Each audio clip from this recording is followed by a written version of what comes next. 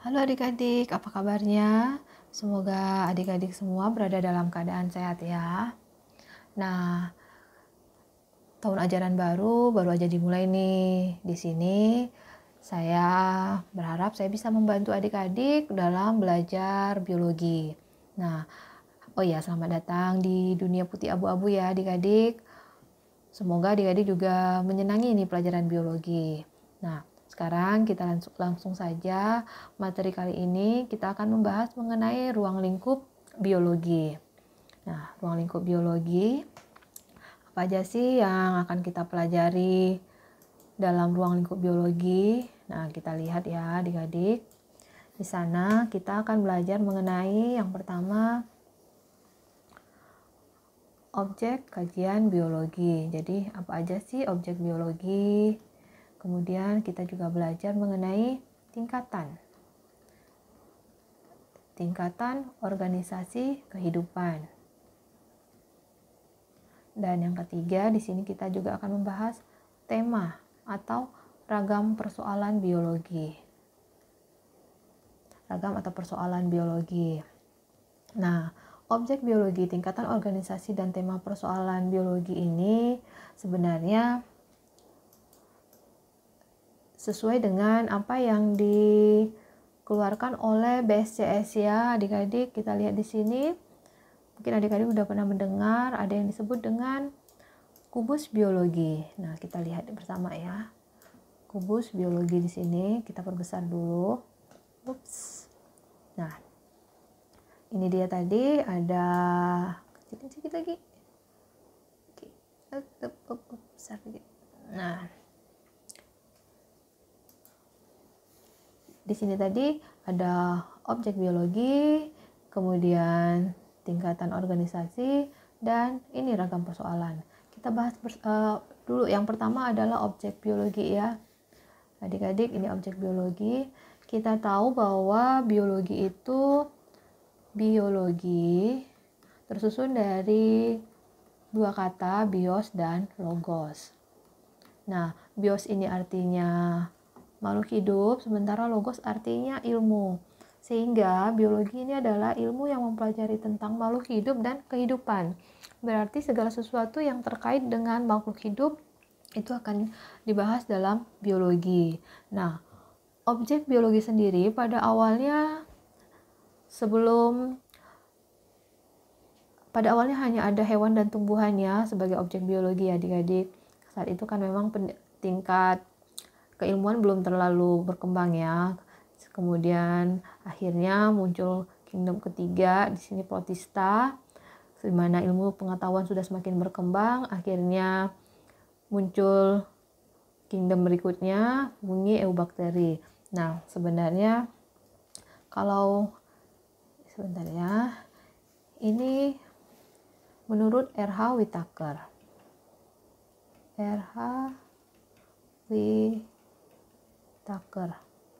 Di sini ada kingdom mulai dari Eubacteria dan Archaebakteri. Eubakteri bakteri sejati, Archaebakteri ini bakteri kuno ya adik-adik. Kemudian ada Protista, kemudian fungi atau jamur, tumbuhan dan hewan. Jadi semakin ke bawah ini semakin kompleks organisasi kehidupannya nanti juga. Nah, sekarang kita lanjut kepada tingkat organisasi kehidupan. Kita lanjut kepada yang ini ya. Nah, biologi itu mempelajari banyak hal dari makhluk hidup dan diawali dari molekul. Contoh molekul itu nanti sebentar. Kita lihat lagi slide berikutnya dulu biar adik-adik bisa paham. Kita ambil dulu. Ini dia, mana ya? Oke. Nah, ini adik-adik ya. Ups. Oke, dimulai dari molekul. Jadi, apa sih contoh molekul itu kalau pada makhluk hidup, pada ya kita manusia? Molekul itu contohnya ini karbohidrat, kemudian lemak, protein itu adalah contoh molekul. Kemudian tubuh kita ini tersusun dari karbohidrat, protein, lemak, dan sebagainya. Itu nanti molekul akan membentuk sel. Nah, Sel ini adalah satuan atau unit terkecil fungsional dan struktural ya, adik-adik, dari makhluk hidup. Jadi maksudnya sel yang sangat kecil ini sudah bisa melakukan fungsi sebagaimana kita, individu atau organisme. Jadi kalau kita bisa bernafas, kita bisa mengeluarkan zat sisa, kita bisa bereproduksi atau makhluk hidup lainnya. Nah, sel sendiri sudah melakukannya. Itulah hebatnya sel. Kemudian jaringan. Nah, sekumpulan sel yang sama bentuk dan fungsinya akan membentuk jaringan. Dan begitu juga dengan jaringan nanti akan membentuk organ. Jadi organ ini nanti sekumpulan organ akan membentuk sistem organ.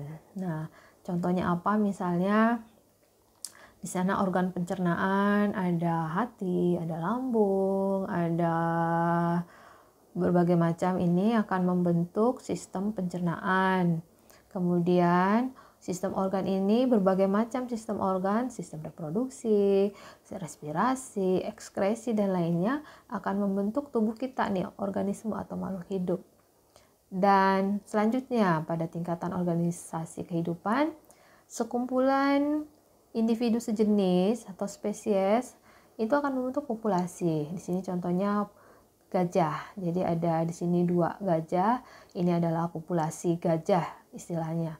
Nah, populasi gajah, populasi zebra di sini akan membentuk komunitas. Jadi komunitas ini tersusun dari banyak populasi ya. Dan komunitas sendiri nanti akan membentuk ekosistem. Jadi kalau ekosistem tersusun dari banyak komunitas. Dan selanjutnya ekosistem akan membentuk bioma, dan bioma akan membentuk biosfer. Jadi biosfer ini nanti meliputi atmosfer, hidrosfer, litosfer. Jadi darat, laut, dan udara itu yang akan menyusun biosfer atau bumi kita. Nah, itu tadi kepada kubus biologi menurut BSCS untuk tingkatan dan lainnya. Ya, tadi belum saya jelaskan ya, ini tadi BSCS. Siapa tahu nanti adik-adik ditanyakan ini menurut siapa yang mengeluarkan BSCS. Ini adalah organisasi biologi ya, jadi para ahli ilmuwan biologi tingkat dunia.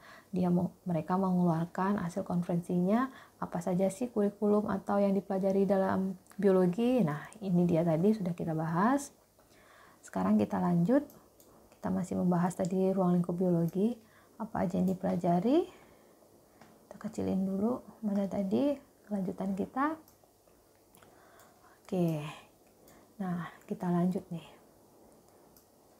Oh iya, lupa, ragam persoalan biologi belum kita bahas ya. Nah, ragam persoalan biologi itu kita hapus dulu deh yang nggak penting. Tunggu, ini adik-adiknya yang gak penting kan kita hapus dulu.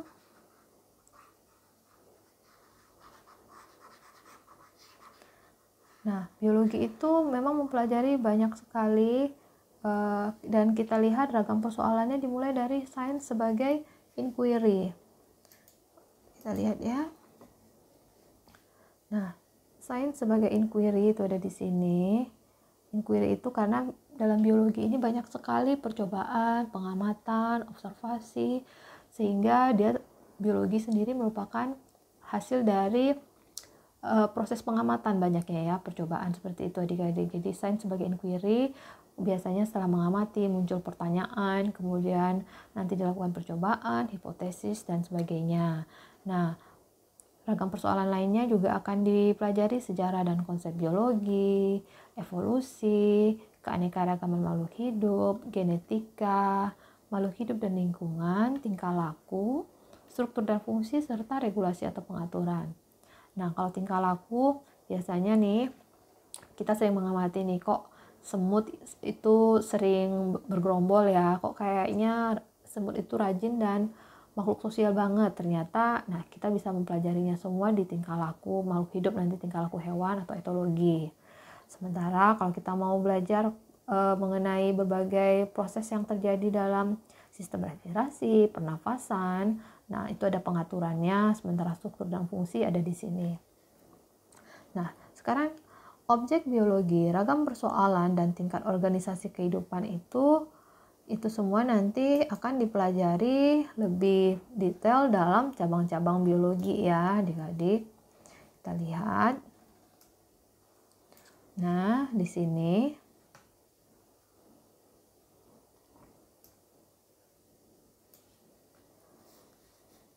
cabang-cabang biologi. Cabang-cabang biologi itu bisa banyak sekali sesuai dengan objek kajiannya. Misalnya, adik-adik ingin mempelajari tentang sel, itu ada di sitologi. Ingin mempelajari tentang virus, virologi. Kemudian, mau mempelajari tentang bentuk luar tanaman, daun tanaman, itu misalnya tumbuhan, ya ada morfologi, ada anatomi, evolusi, dan sebagainya. Itu semua berdasarkan objek kajian, sehingga muncul cabang-cabang biologi. Dan kalau adik-adik nanti mau jadi dokter, ya adik-adik harus menguasai cabang-cabang biologi, misalnya diantaranya tuh sitologi, fisiologi, anatomi, tentu saja anatomi manusia ya nanti. Dan oke, kita lanjut lagi. Kita lanjut kepada, sebenarnya apalagi sih yang dipelajari dalam ruang lingkup biologi? Sebenarnya juga ada metode ilmiah ya adik-adik. Metode ilmiah, di sana itu ada sikap ilmiah,